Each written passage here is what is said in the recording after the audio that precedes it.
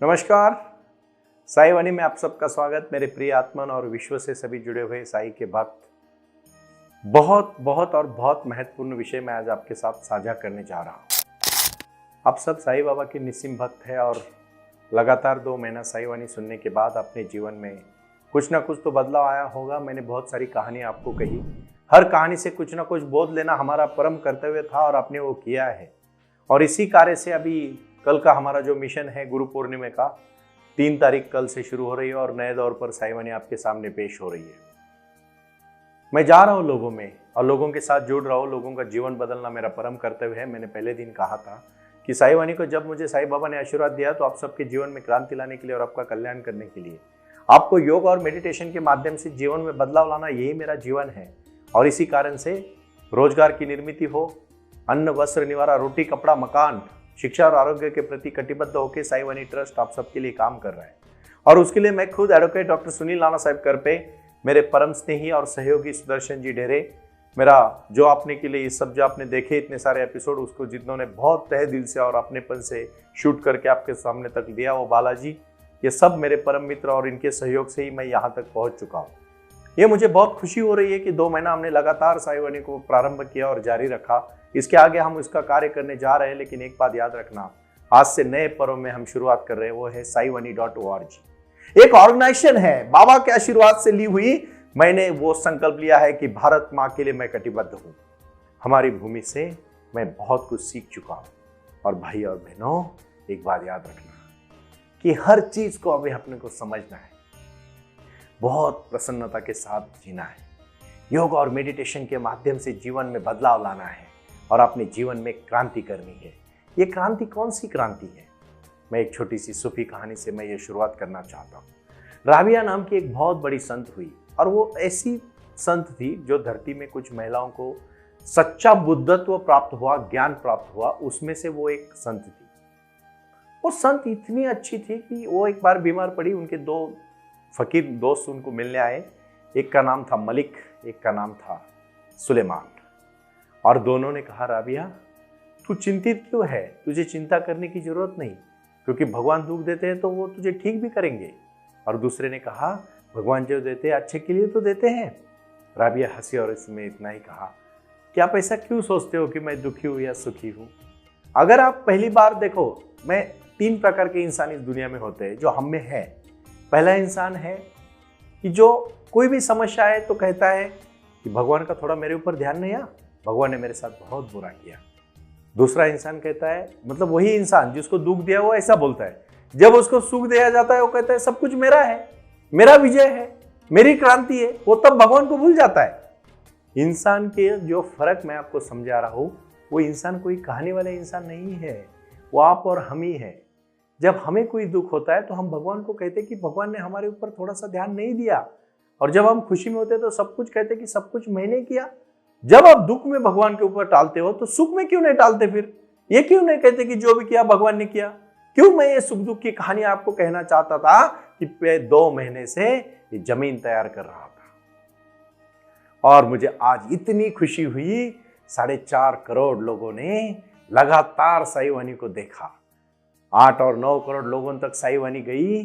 मुझे बड़ी खुशी हो रही है। मैं आस्था चैनल को भी आज धन्यवाद देना चाहता हूँ कि मैं इस बड़े से बड़े प्लेटफॉर्म पे आके दुनिया के हर इंसान को साई बाबा से जीवन की क्रांति, भविष्यवाणी और जो मैंने ये कार्य शुरू किया उसके लिए आप आए और एक कारवा बनता गया। कौन सा कारवा? यही तो जीवन का कारवा है। हमें कुछ करना है, हमारा कुछ लक्ष्य है। हमारे साथ जुड़ने वाला हर इंसान को एक इकिगाई मिल चुका है। इसलिए किसी ने कहा है, जीवन में कहीं पहुंचने का लक्ष्य होगा तो ही पहुंच पाओगे, वरना भटक जाओगे। ऐसे प्रकार के जो लोग हैं, मैं फिर से कहना चाहता हूं कि जो लोग कहते हैं कि शिकायत ही नहीं है, वो लोगों के मन में कुछ ना कुछ तो भावना होती है। वो होते फकीर समाज के लोग। वो दिखाते नहीं है शिकायत, लेकिन वो कहते कि जो भी हम सह लेते। अरे तू बोलता क्यों है फिर? अगर भगवान ने तुझे सहने को कहा है तो बोल मत। तो कुछ लोग ऐसे होते हैं जो परमात्मा की तरफ जाना चाहते हैं। सुख भी उसका, दुख भी उसका, समाधान भी उसका, शांति भी उसकी, तो फिर चिंता किस बात की? जो भी देखेगा वो देखेगा। इसलिए मैंने किताब लिखी है। मैं कहना चाहता हूं कि जो हो रहा है अच्छे के लिए हो रहा है, जो होगा ये अच्छे के लिए होगा। मैं फिर से कहूंगा, नाराजगी, उदासीनता, प्रसन्नता ये सब स्वभाव के रूप है। जैसे अंदर होगा वैसे ही बाहर दिखेगा। मैं फिर से कहूंगा, लोभ और भय ये भी दुनिया में सबसे, जो इंसान लोभी होते हैं ना वो डर जाते हैं, क्योंकि उनको आगे की लालसा होती है, कल की, कल क्या होगा, कल क्या होगा, कल क्या होगा। और जो भयभीत है ना वो डरते हैं पीछे चीजों से कि कल मेरे साथ क्या हुआ था, इसी वो हादसे से बाहर ही नहीं निकलते। वही लोग बहुत अच्छी तरह से भय दुखों को पीड़ित लोग हमेशा संताप से भरे रहते हैं। मैं कहूं एक बात आपको दिल से, आज साई ध्यान और साई क्रिया करोगे ना, और साई वाणी लगातार सुनोगे अगली वाली, तो जिंदगी बदल जाएगी। वादा है मेरा आपसे कि आप लोभ में ना रहोगे, ना भय में रहोगे, सिर्फ सत्य को जान के खुश रहोगे। जो है मैंने स्वीकार लिया है, बस मेरी जिंदगी यही है। ना मुझे कहीं दौड़ना है, ना मुझे कहीं भागना है, मुझे सिर्फ चलते रहना है। मैंने एक लक्ष्य तय किया है, उसके लिए मैंने पूरी जान डाल दी है और मैं उसी के साथ अभी कटिबद्धता के साथ जी रहा हूं। मैं भविष्य की ज्यादा चिंता करूंगा ना तो आपको चिंता सताएगी, और अतीत के बारे में ज्यादा सोचोगे ना वो भी आपको सताएगी। मैं सिर्फ इतना कहना चाहता हूं। अतीत और भय के बारे में एक बात मैं छोटी सी कहानी से कहना चाहता हूं। जो हम बहुत अपने सबकॉन्शियस माइंड में डालते रहते हैं ना, वही चीजें आपको दिखने लगती है। और जो चीज आप अपने मन में प्रसन्नता के साथ डालोगे ना, आप प्रसन्न हो जाओगे। प्रसन्नता बहुत बड़ी चीज है। आप जब अंदर से प्रसन्न होते हो ना तो बाहर भी प्रसन्न दिखने लगता है। मैं 4 चीजें आज जीवन के बारे में कहना चाहता हूं। ये 4 चीजों को अपने जीवन में ला लो, एकदम जिंदगी सुंदर हो जाएगी। और यही साई वाणी का पहले पर्व का अंतिम व्याख्यान मैं आज आपके साथ दे रहा हूं। ये मैं प्रवचन नहीं, ये वार्तालाप मैं आपके साथ कर रहा हूं। मैं आपका भाई हूं। मैं आपको बताने के लिए कोशिश कर रहा था कि आप साई वाणी, साई ध्यान और साई क्रिया से जुड़े, और आप जुड़ गए हो। बहुत सारे लोग ऐप डाउनलोड करके भी हमसे वार्तालाप करते हैं। हजारों करोड़ों सभी लोगों ने जब मेरे से कांटेक्ट भी किया, फोन पे भी बात की। उसमें खासकर मुझे एक बात कहनी चाहिए, 9 साल के बच्चे से लेके 85 ईयर्स के अंकल तक जब मेरे से जुड़े तो मुझे बड़ी खुशी हुई कि मैं भारत के हर कोने में पहुंच चुका हूं।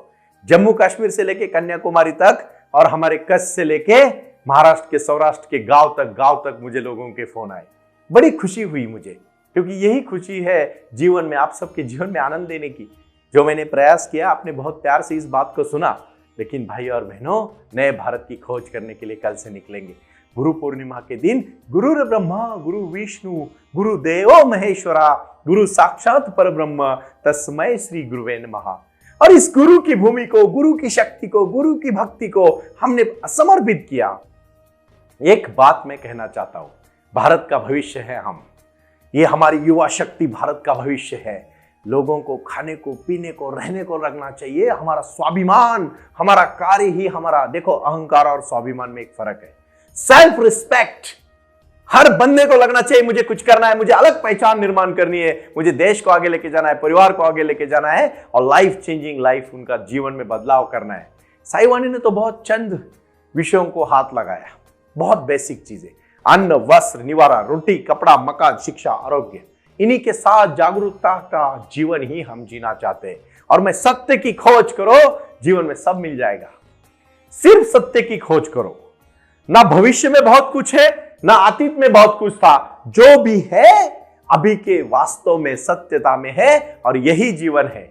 ये गुरु मंत्र, ये मूल मंत्र आप समझिए, प्रारंभ करो और जारी रखो। सबका मालिक एक, और श्रद्धा और सबूरी। ओम साई राम, प्रणाम।